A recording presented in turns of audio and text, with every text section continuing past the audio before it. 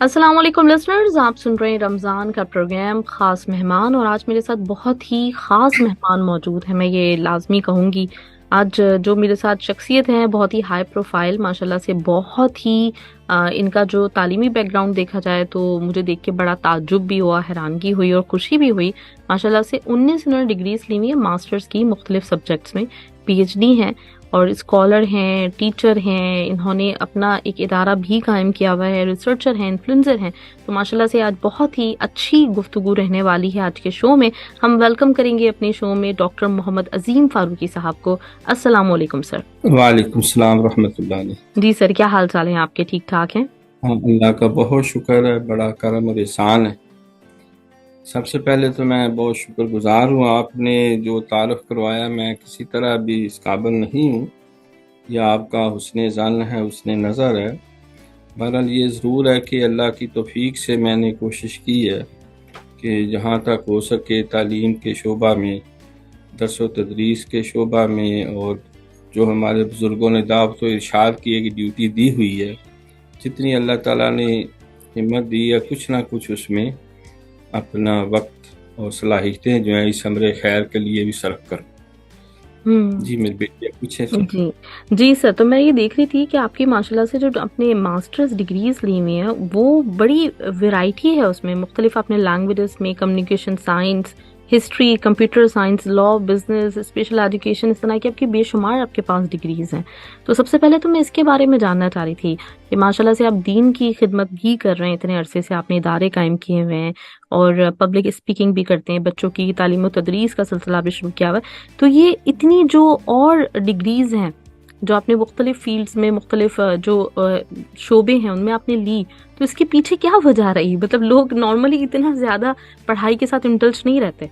ये बिल्कुल, ये सवाल सिर्फ आपने नहीं, काफ़ी लोगों ने मुझसे पूछा है। और इसमें वो हर इंसान की एक अपनी राय होती है।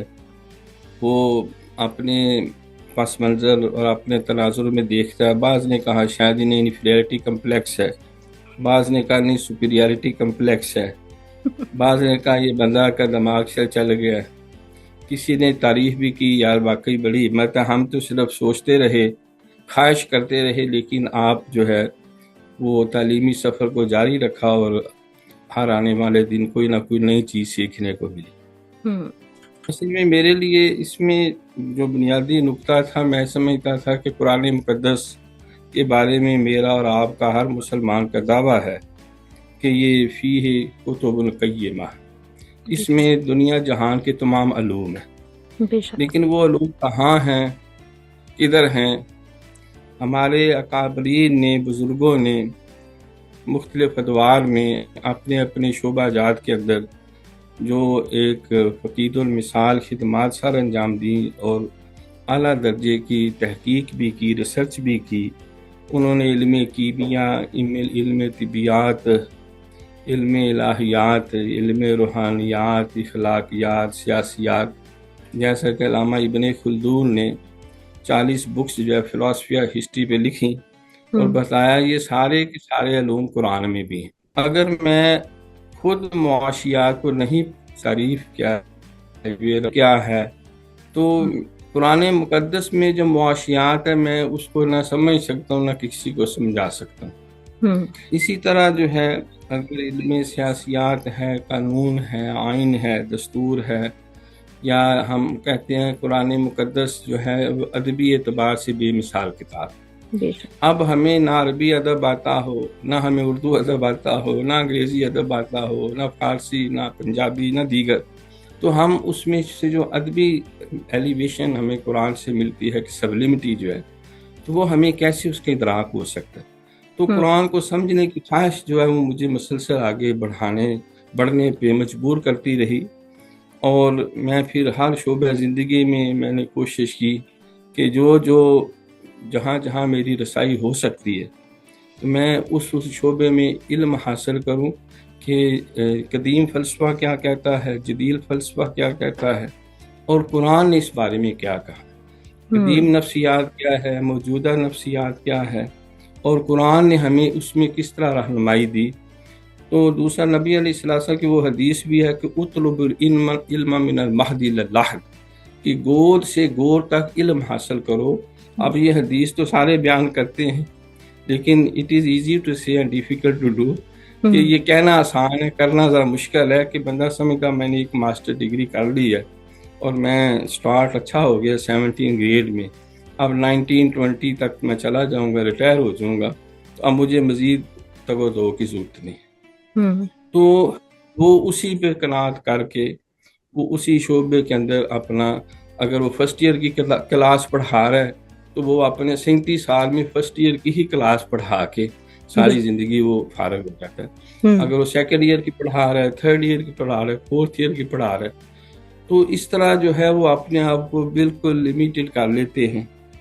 تو حالانکہ Jack of all trades but master of one, انسان کو ہر شعبے میں اس کو ادراک بھی ہو, علم بھی ہو. استاد جتنا علم اپنا بڑھاتا ہے اتنا بہتر جو ہے وہ طلباء کو دے سکتا ہے. اب ہم نے فرسٹ ایئر بھی پڑھایا, سیکنڈ ایئر بھی, تھرڈ ایئر بھی, فورتھ ایئر بھی, ففتھ ایئر بھی, سکستھ ایئر بھی, ایم فل بھی, پی ایچ ڈی بھی. اگر میں نے 21 سبجیکٹ میں ماسٹر کیا تو میں نے وہ 21 سبجیکٹ میں کرایا بھی آ, اس کو اپنے تک محدود نہیں رکھا. جو سرکار نے فرمایا کہ تم ایک بھی علم کی خیر کی بات یاد ہو مخلوق تک پہنچاؤ, تو میں نے یہی خواہش کی کہ جو میں سیکھوں آگے سکھاؤں گی.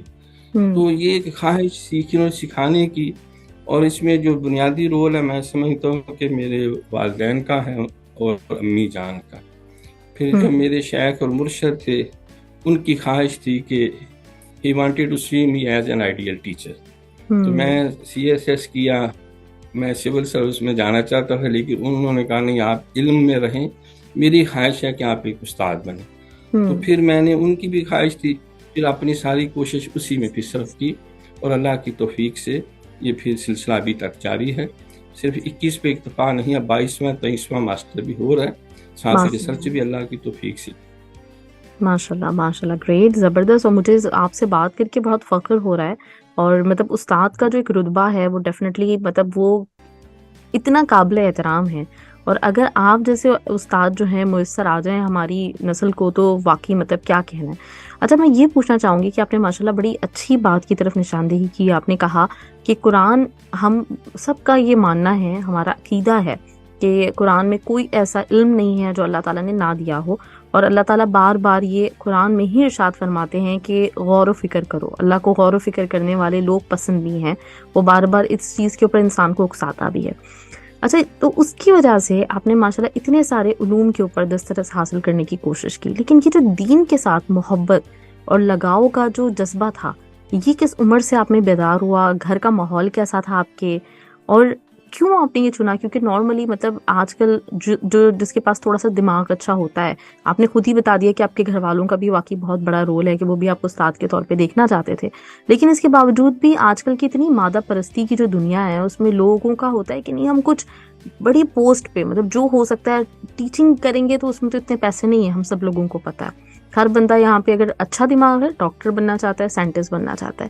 آپ نے دین کا انتخاب کیا, تو یہ میں آپ سے جاننا چاہوں گی کہ پورا جو پس منظر تھا وہ پلیز ہمیں بتائیے. الحمدللہ, بنیادی بات تو یہ ہے کہ میری شروع سے میں نہیں سمجھتا کہ میں بہت ذہین طالب علم تھا, بہت محنتی طالب علم تھا.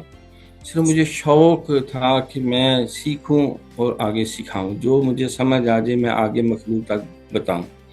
اور میری یہ شروع سے یہ ایک عادت رہی ہے, مجھے جو چیز خود سمجھ میں نہ آئے یا میرے خود وہ دل اور دماغ میں اس کی سارے گرہیں کھل جائیں, میری کوشش ہوتی ہے میں کسی سے بات نہ کروں, مقصد کو نہیں.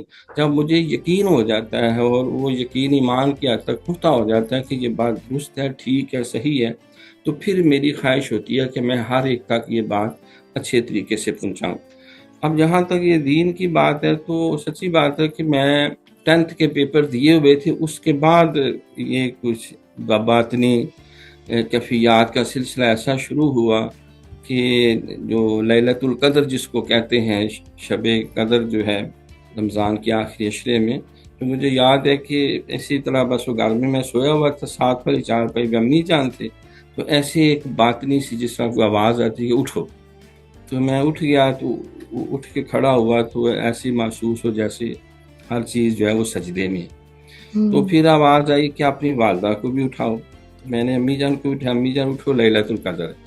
خیر وہ بھی کھڑے ہو کے درود شریف پڑھنے لگ گئے، اور پھر وہ ایک آنسوؤں کا سیلاب سا امٹنا شروع ہو گیا، جسم پہ پسینے آتے چلے گئے۔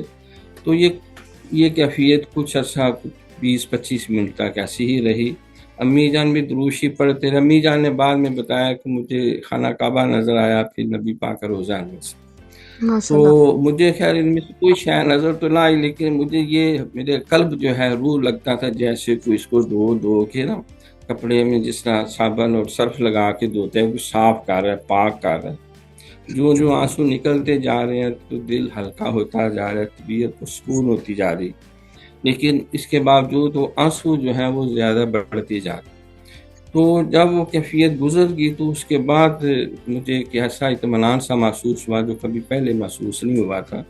اس کے بعد میں دیکھتا ہوں ہر دن ایک تبدیلی جو ہے دن بدن بہتری کی طرف، پھر ایسے اساتذہ مل گئے، ایسے رہنما ملے، ایسے مرشد ملے، ان کی پھر رہنمائی میں اللہ تعالیٰ نے مزید توفیق دی۔ تو میں نے استخارہ کیا، میرے پاس انگلش لیکچرشپ بھی تھی اور اسلامک اسٹڈیز کی بھی لیکچرشپ موجود تھی، دونوں میں میرا ماسٹر تھا اور مجھے دونوں طرف چوائس تھی۔ تو میں نے بائی چانس کی بجائے بائی چوائس جو ہے، پہلے بھی سی ایس ایس کرنے کے باوجود میں نے ٹیچنگ کو ترجیح دی اپنے اساتذہ کے شیخ کے کہنے پہ۔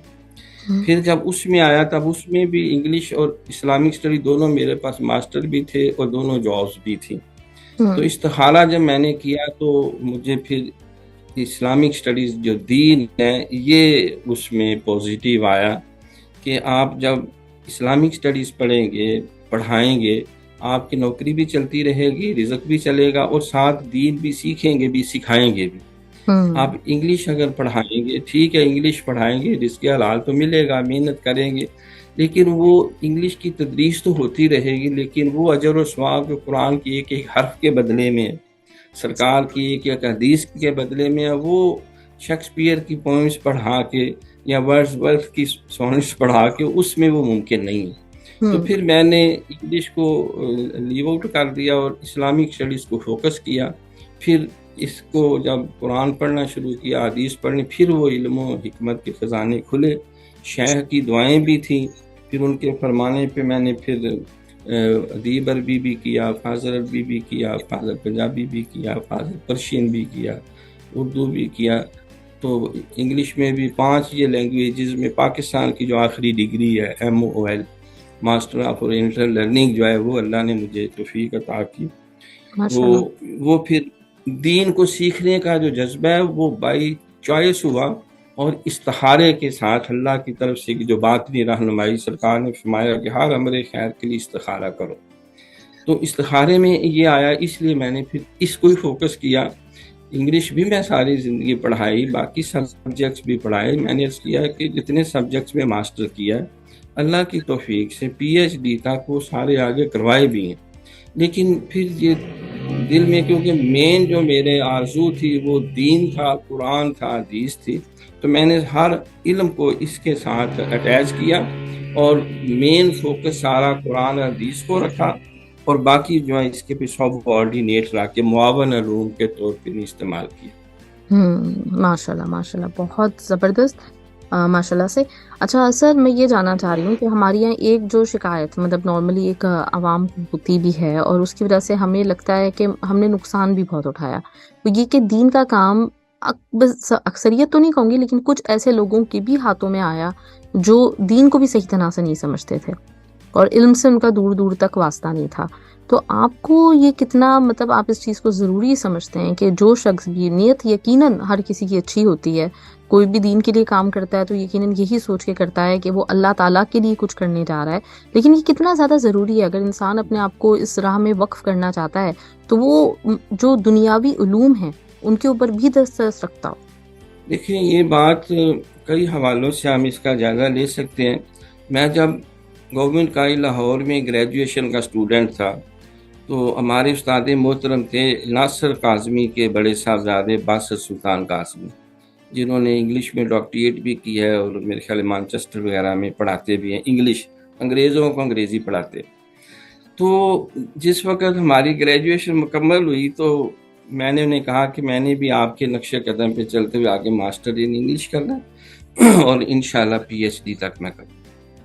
تو انہوں نے کہا کہ عظیم میری خواہش ہے کہ آپ اسلامک اسٹڈیز میں کریں. اچھا. اس میں آپ ماسٹر کریں، ایم فل کریں، پی ایچ ڈی کریں، ایک اچھے ریسرچر بنیں.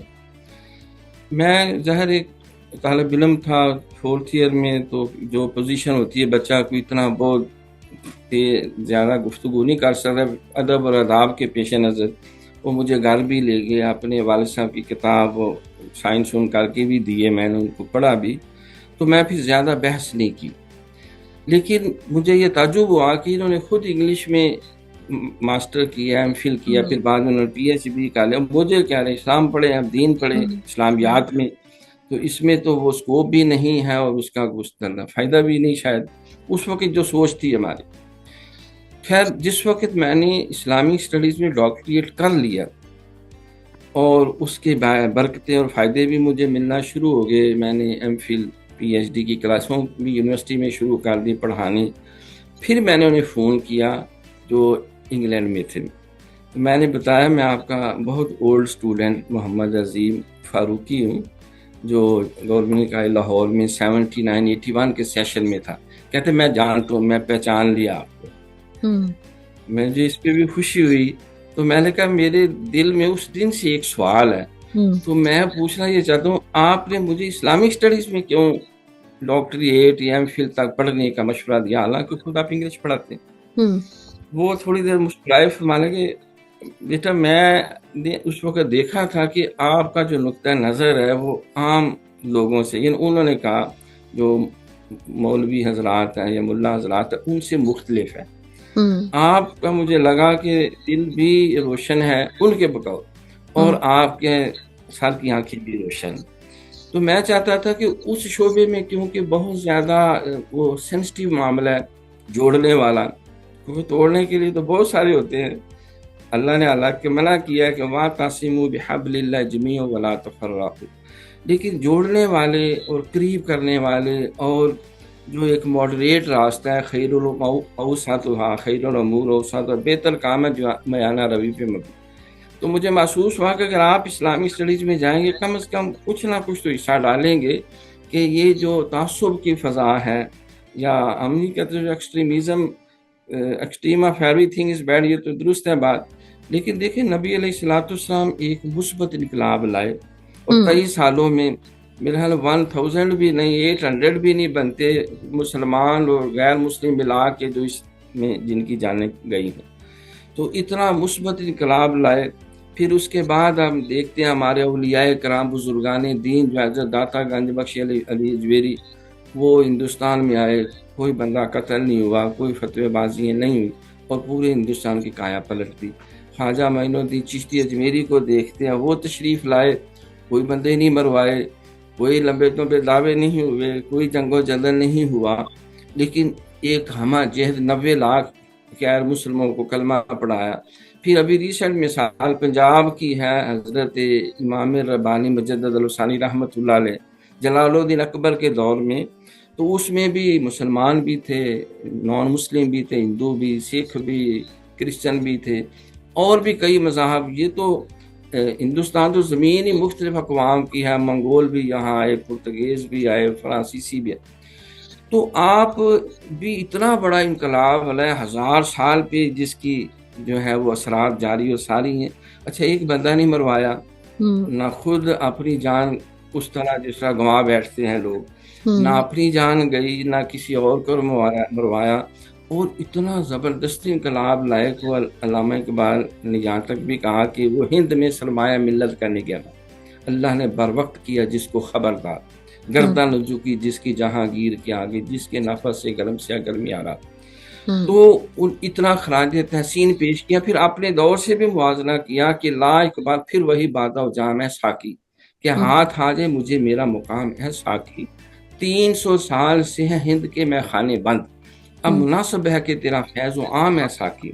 میری رات کی تاریکی کو مہتاب سے محروم نہ رکھ، کہ تیرے پیمانے میں ہے وہ میں تمام ہے ساکی. یعنی پھر شراب کہن پھر پلا ساکیا، وہی جام گردش میں لا ساکیا، مجھے عشق کے پر لگا کر اڑا، میری خاک جگنو بنا کر اڑا، مناجات کی باقاعدہ۔ ابھی دیکھیں قائد اعظم کی بھی زندگی، کتنا بڑا انقلاب، انگریزوں کے منہ سے نوالا چھین لیا ہندوؤں سکھوں، اور 13 مسلمانوں کی جماعتیں تھیں جو پاکستان کہتے تھے پاکستان تو ہم پے بھی نہیں بننے دیں گے۔ قتل و غارت کیے بغیر قائد اعظم رحمت اللہ علیہ نے آئینی جنگ لڑتے ہوئے تہذیب کے دائرے میں، قانون کے نظام میں رہ کے پاکستان حاصل کیا۔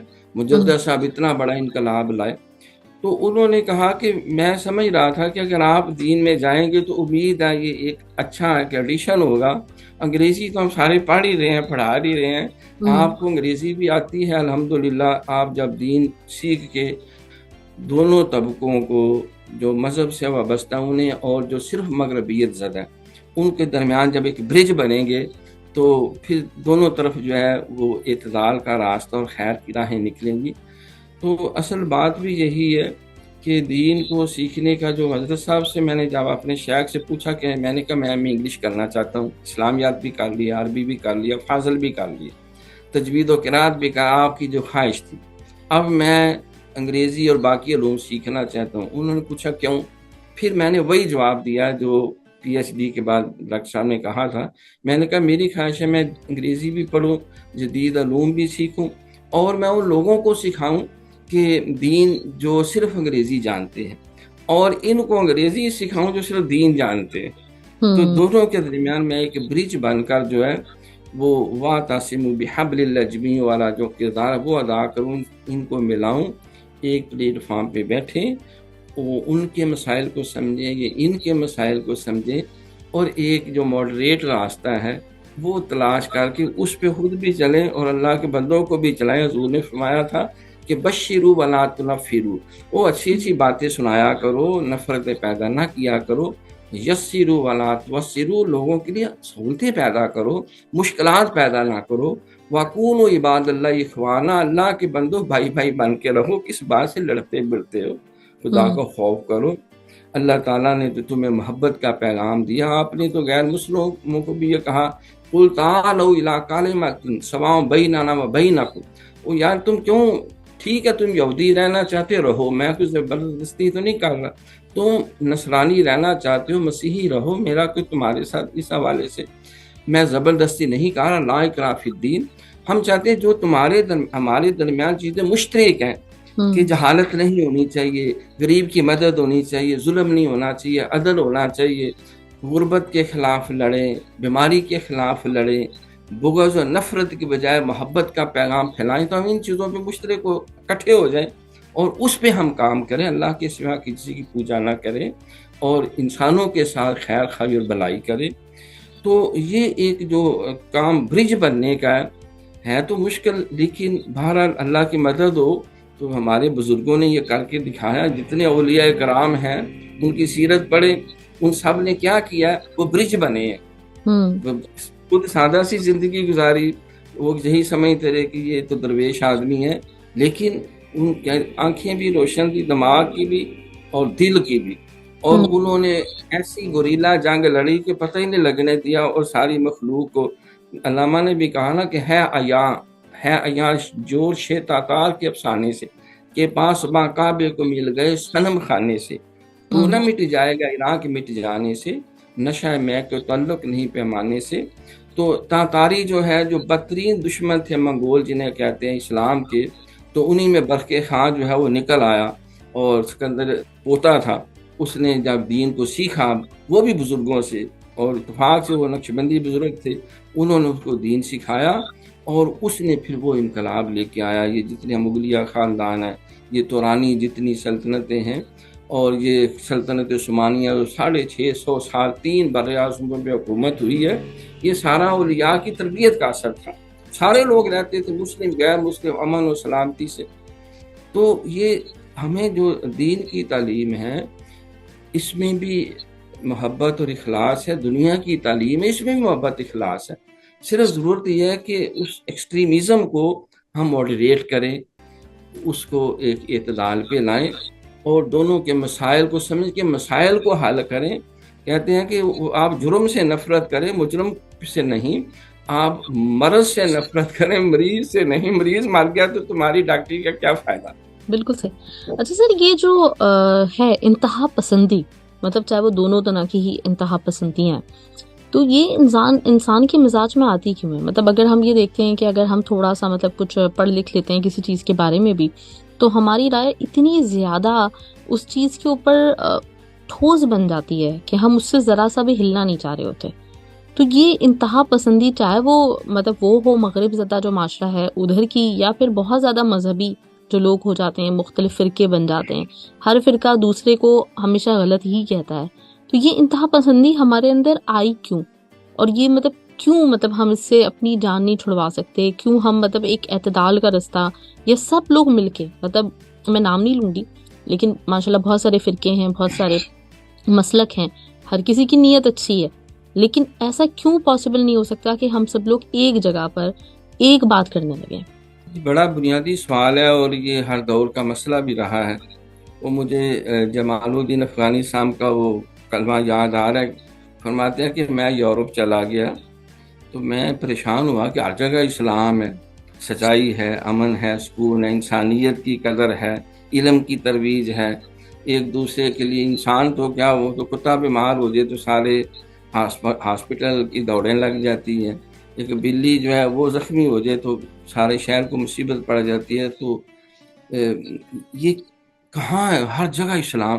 مسلمان کوئی بھی نہیں، کوئی کلمہ نہیں پڑھنے والا، کسی نے سر پہ قرآن نہیں رکھا ہوا، کوئی قسمیں قرآن کی نہیں کھا رہا، کوئی لبے لبے دعوے نہیں ہیں، کوئی اس طرح کی وضاقتہ بھی نہیں ہے.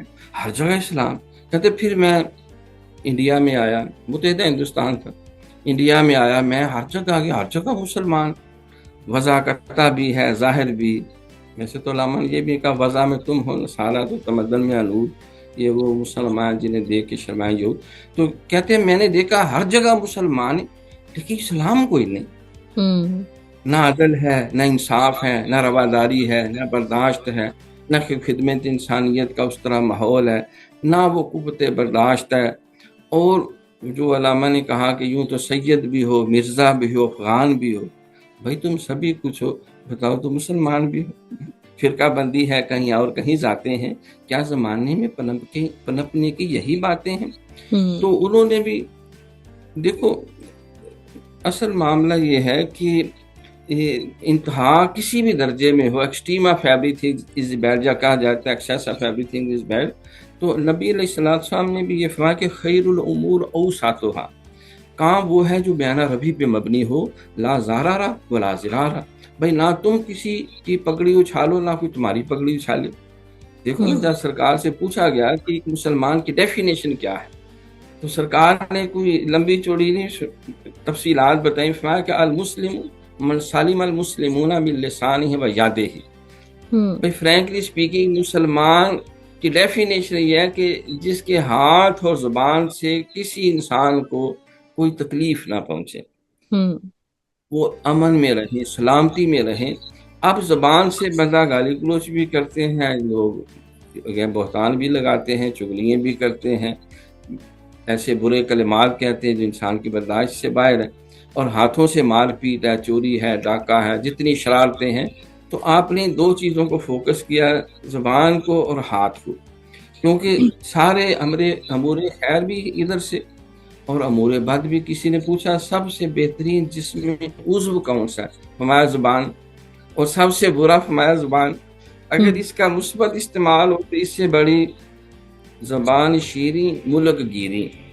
اور اگر یہی انسان کی زبان کرخت ہو جائے، یہی جو ہے وہ لعنت ملامت کرنے والی ہو جائے، تو پھر اس سے بری بھی کوئی. تو اس اعتبار سے جو ہے یہ انتہا پسندی کسی بھی طرف ہو، اس کی میں سمجھتا ہوں کہ بنیادی وجہ جہالت ہے.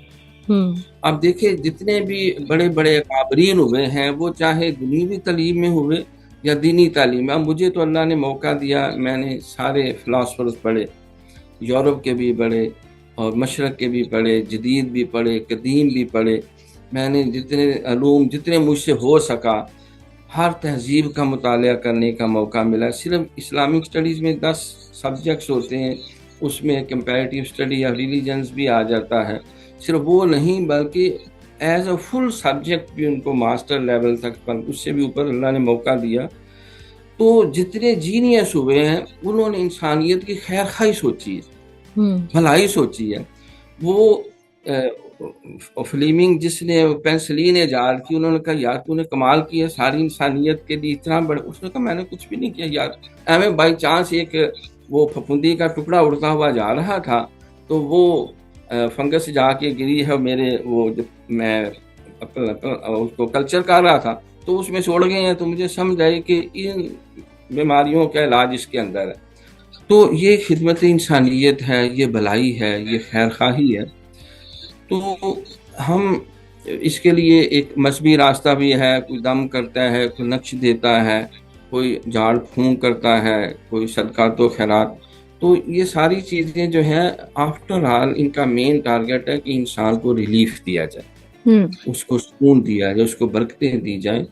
تو اگر ہمارے پیش نظر جو ہے مین ٹارگیٹ انسان کی فلاح و بہبود اور بھلائی ہو، تو کوئی دنیا کے راستے پہ چلے، طریقت کے راستے پہ چلے، دین کے راستے پہ چلے، تو اللہ رب العالمین جو ہے الخلق و عیال اللہ، پہلا سبق تھا کتاب خدا کا کہ ہے ساری مخلوق کنبہ خدا کا.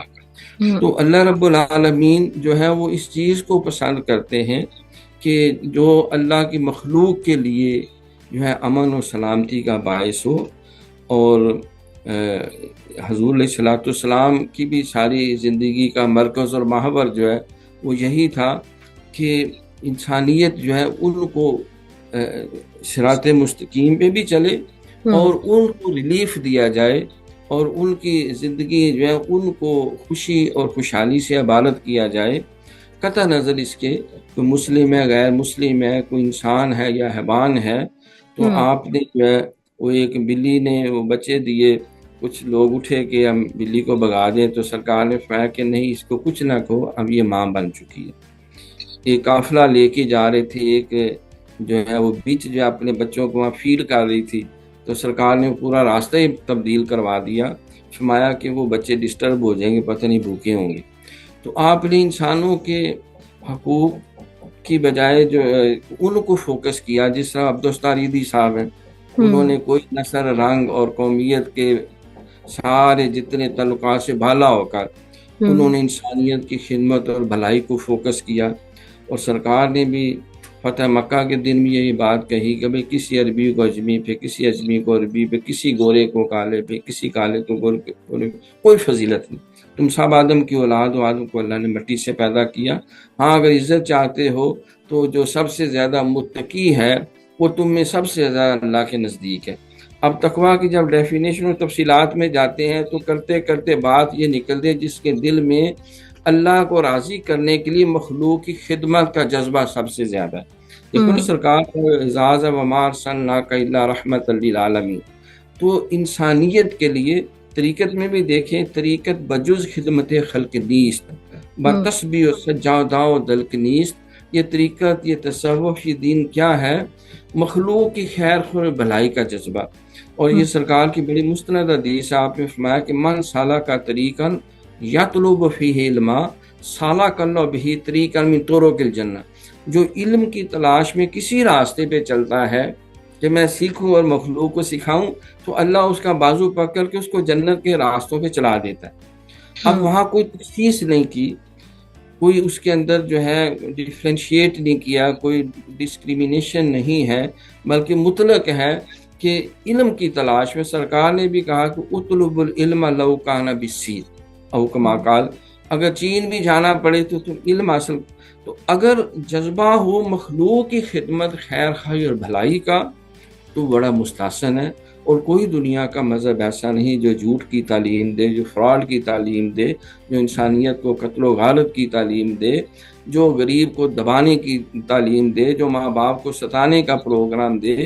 دنیا کا ہر دھرم، ہر مذہب، ہر دانشور جس میں ایک رتی بھی عقل کا مادہ ہے اور وہ سمجھتا ہے کہ یہ میرے پاس شعور ہے، روشنی ہے، تو وہ یہی چاہے گا کہ میرے اس علم سے، میرے اس کاوش سے اللہ کی مخلوق کو اسودگی ملے، فائدہ ملے. دیکھو قرآن نے یہ بھی کہا کہ تم جو کفار ہیں ان کے جھوٹے بتوں کو یا خداؤں کو بھی برا نہ کہو، ورنہ تمہارے سچے خدا کے یہ نعوذ باللہ توہین کریں گے۔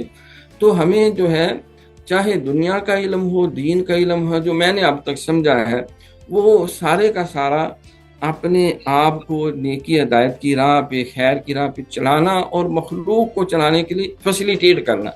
اگر کوئی نہیں چلنا چاہتا تو لا اکراہ فی الدین قد تبین الرشد من الغی، دوسروں کو چھیڑو نہیں اور اپنے موقع کو چھوڑو نہیں۔ تو یہ تو کسی نے جگہ نہیں کہا کہ تم اب وہ نہیں مان رہا تمہاری بات تو تم اس کے گولی مار دو، اس کی کنپٹی پہ جا کے اور اس کے ظلم کرو، نہیں۔ تو اللہ نے اپنی بھی یہ شان بیان کی، وَمَا اللَّهُ بِظَلَّامٍ لِّلْعَبِيدِ، اللہ اپنے بندوں پہ ظلم نہیں کرنے والا اور نہ وہ ظلم کی تعلیم دیتا ہے۔ تو اعدلوا اقرب للتقویٰ، تم عدل اعتدال کا راستہ اختیار کرو، یہی تقویٰ ہے۔ تو مخلوق کے ساتھ حسن سلوک، خیر خائی اور بلائی خود بھی کرنا اور دوسروں کو بھی فیسیلیٹیٹ کرنا۔ اگر کوئی نہیں مانتا تو کسی جگہ اسلام سرکار کو ہر جگہ کہا کہ اے نبی ہم نے کوئی آپ کو ان کے اوپر دروگا تو نہیں بنایا، آپ ان کے ٹھیکیدار تو نہیں، آپ خیر کی بات کہیں کو نہیں مانتا، ٹھیک ہے۔ جب اللہ کے نبی کو اتنا، جس کے لیے تبلیغ کرنا فرض ہے نا، ہمارے لیے تو مستحب ہے یا سنت ہے، یا فرض کفایہ کہنے یا سنت کفایہ ہے، ان کو بھی کہا گیا بھی تم کوئی ان کی ٹھیکیدار نہیں، نگران نہیں کہ تم کنپٹی پہ گولی رکھ کے بندوق رکھ کے سے اپنا موقع منواؤ، تم بھی خیر کی بات کرتے جاؤ۔ جو مقلب القلوب ہے وہ تم نہیں ہو، مقلب القلوب تو اللہ کی ذات ہے۔ تم نے دعا کرنی ہے اور اچھے طریقے سے ادعو الی سبیل ربک بالحکمہ والموعظۃ الحسنہ وجادلہم باللتی ہی احسن، حکمت دانائی سے تم نیکی خیر خیر پھیلاؤ، اور اگر کوئی مجادلہ کرنا پڑے ہی احسن، superlative degree, the best of all, superlative degree استعمال کی کہ اس میں بھی انتشار نہ ہو، گریبان پکڑنا نہ ہو، عزتیں اچھالنا نہ ہو، جانوں کو تلف کرنا نہ ہو، گھروں کو آگ لگانا نہ ہو، بلکہ بجھتی آگ کو بجھانا ہو۔ جو آپ آگ بجھا کے کسی کا دل جیت سکتے ہیں، آگ لگا کے نہیں جیت سکتے۔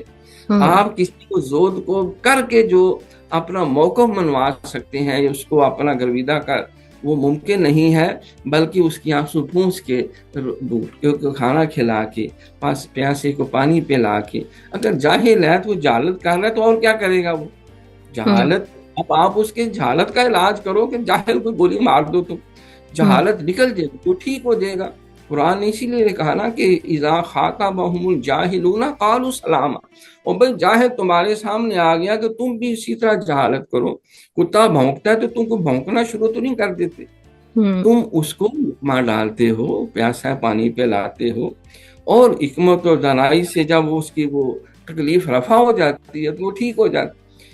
تو جاہلوں سے بھی وہ بات کرتے ہیں تو سلامتی پھیلاتے ہیں، یہ نہیں کہ وہ ان کی طرح جاہل ہو جاتے ہیں اور انہی کی طرح کا ایٹیچیوڈ اختیار کر لیتے ہیں۔ تو یہ جو اعتدال کا راستہ ہے یہ اصل میں خیر کا راستہ ہے، اور جو ایکسٹریمزم ہے جس کو ہم کہتے ہیں ایسی انتہا پسندی کہ بندہ سمجھے صرف چاند میری کھڑکی سے نظر آتا ہے، باقی جو دیکھ رہا ہے وہ چاند نہیں ہے، وہ اللہ جانے کیا چیز ہے۔ یہ نہ اسلام کی تعلیم ہے، نہ دنیا کی تعلیم ہے، نہ دین کی کسی مذہب کی یہ تعلیم نہیں۔ رواداری، خیر خائی، بلائی، اللہ کی مخلوق کے ساتھ پیار کرنا، ہیں لوگ وہی جہاں میں اچھے، آتے ہیں جو کام دوسروں کے، اپنے لیے تو سب ہی جیتے ہیں اس جہاں میں، ہے زندگی کا مقصد اوروں کے کام آنا۔ ارحموا من فی الارض یرحمک من فی السماء، کرو مہربانی تم اہل زمین پر، خدا مہرباں ہوگا عرش بری پر۔ تو ماشاءاللہ اللہ تعالیٰ آپ کو بہت لمبی زندگی عطا فرمائے، صحت کے ساتھ ماشاءاللہ سے جس طرح سے آپ کام کر رہے ہیں۔ اور بڑا آج کی گفتگو کے بعد میرا دل چاہ رہا ہے کہ مجھے بھی کوئی ایسے ہی استاد ملا ہوتا، اور انشاءاللہ تعالیٰ آج سے میں نے تو آپ کو اپنا استاد مان لیا ہے، تو انشاءاللہ آپ سے انشاءاللہ تعالیٰ آپ سے بات چیت کا سلسلہ جاری رہے گا۔